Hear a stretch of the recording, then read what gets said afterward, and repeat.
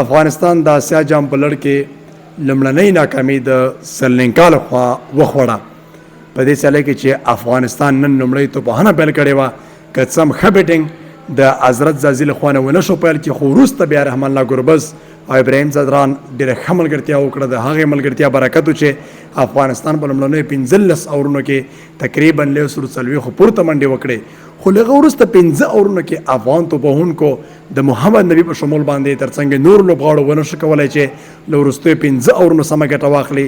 سرلېنکا ښه بولینګ ترسره کړ، هماغه و چې له 170 لږ څه پورته هدف یې د افغانستان لپاره په سیالۍ کې وټاکه.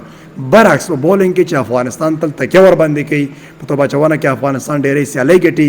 نن هغه توپ اچونه چې اړتیا وه د افغانستان لپاره، هغه توپ اچونه یې ونه کړه.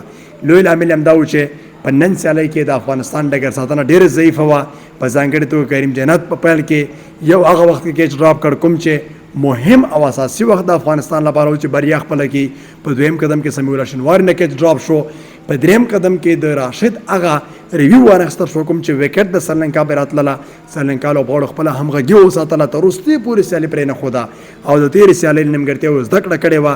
په دې سیالۍ کې د افغانستان پر وړاندې لومړنۍ بریا ترلاسه کړه او په اسیا جام دویم راوند کې سوپر 4 سیالیو کې سرلېنکا لومړنۍ لوبډله وه چې افغانستان ته ماتې ورکړه.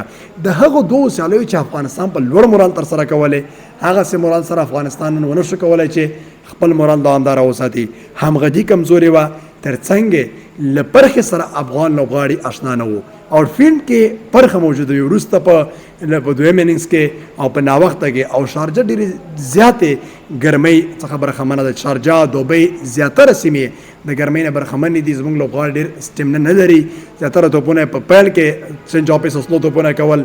نوین هم څنګه چې په کار و هغسې ښه توپ اچونه ترسره نه کړه، څومره چې د افغانستان په دغه تارګېټ دفاع کې اړتیا وه، ځکه نه پیس ترسره کړ نه چنج آفیس یې ګټه وکړه او سرلېنکا لوبغاړو ته په هر اوور کې تقریبا ډېرې منډې ورکړې.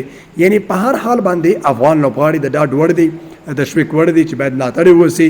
خو په کار ده چې دغې سیالۍ غلطۍ یو ځل بیا تکرار نه شي او افغان لوبغاړي په آینده کې د دې مخنیوی وکړي تر څو وکولی شو په راتلونکو 2 سیالیو کې چې پاکستان او هندوستان سره لرو، افغانستان لوبغاړي د ښه مقاومت، ښه استقامت، ښه اتفاق او ترڅنګ د لوبې اصلي ماهیت په ځان کې راوستل، فزیکي او ذهني جوړښت باید موجود وي تر څو پورې وکولی سو په راتلونکو 2 سیالیو کې افغانستان ته بریا ورکړو. ځکه موږ ته اوس اړتیا ده چې په دغو 3 سیالیو کې حتمی تر هندوستان، پاکستان او سرلېنکا ډېرې سیالۍ وګټو تر څو وکولی سو پای لوبې ته لاره پیدا کړو. که چېرته افغانستان سیالۍ بایلي او دوی په دغه سیالیو کې ناکامه راځي نو د مخکې تګ چانس یې بالکل له منځه ځي. زموږ به هیله همدا وي چې افغان لوبغاړي د نن تېروتنې بیا تکرار نه کړي، سره له دې چې کریم جنت او سمیع الله شنواري ته بیټینګ هم پر ځای نه رسېږي او په توپوهنه کې هم پرې باوري نه یو، بیا چانس ورکول ممکن ښه چاره نه وي، د افغانستان لپاره تاوان وي. که د دوی پر ځای کوم پراپر بیټسمین اچو ګټه به مو کړې وي.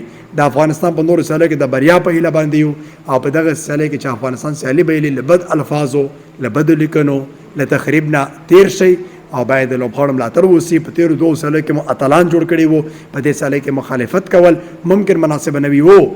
سالم نقد لوبغاړي متوجه کول تر څو پورې په راتلونکي کې یو ځل بیا تکرار غلطي ونه کړي دا ښه چاره ده. مګر برعکس د لوبغاړو توهین، بد الفاظ، د دوی کورنۍ عزت یادول دا ښه کار نه دی. په دې خاطر باندې چې نور هم لوبغاړي مایوسه کېږي او تاوان سره مخ کېږو.